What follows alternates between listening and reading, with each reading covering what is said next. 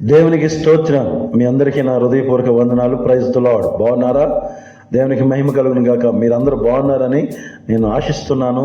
ప్రేమ దేవునికి మొరపెడుతున్నాను. అయితే ప్రాముఖ్యంగా ఈరోజు వాక్యంలో మాట్లాడుకుంటున్నాం.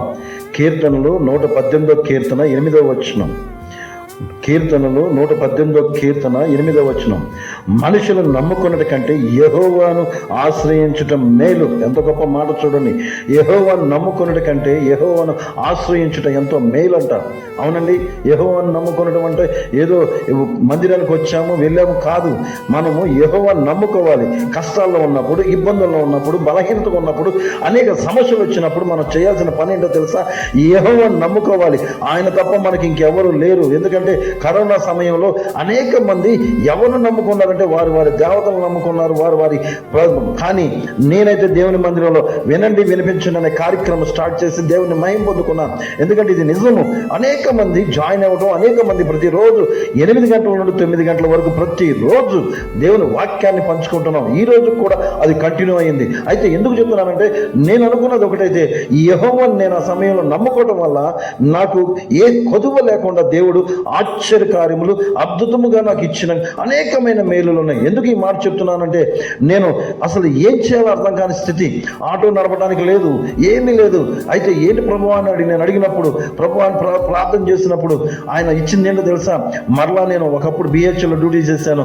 మరలా బిహెచ్ఎల్లోకి మంచి జాబ్, మంచి కాంట్రాక్ట్ నాకు ఇవ్వడం వచ్చింది. కాంట్రాక్ట్ ఇవ్వడమే కాదు, నాకు మంచి అమౌంట్ కూడా ఇవ్వడం జరిగింది. దేవుడు ఎంత మేలు చూడండి. యెహోవాను నమ్ముకోవడం అంటే, మనుషులను నమ్ముకున్నట్టు కంటే యెహోవాను ఆశ్రయించడం మేలంటే, నేనైతే మాత్రం దేవుని మందిరంలో అయ్యా నీ చిత్తం ఏమైంది, నీ చిత్తం ఏమైంది, నీ చిత్తం ఏమైందని నేను దేవుని మహిమపరుచుకుంటూ ఉన్నాను.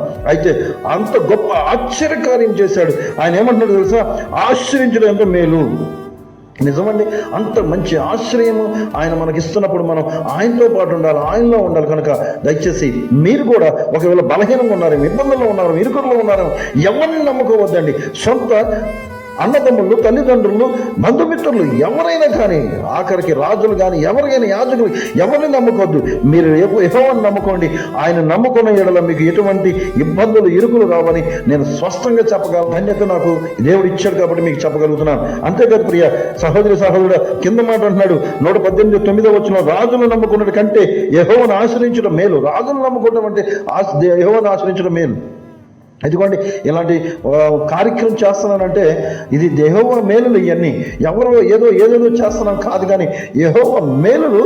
ఇదిగో ఈ యొక్క వినండి వినిపించిన కార్యక్రమం మీద జరుగుతున్నాయి. అనేకమైన అద్భుతాలు పొందుకోవడం జరుగుతుంది, ఆశ్చర్య కార్యాలు జరుగుతూ ఉన్నాయి. అలాగే ఆత్మీయంగా మేము వెలుగుతున్నాము, అలాగే అనేక మందిని వెలిగిస్తున్నాం.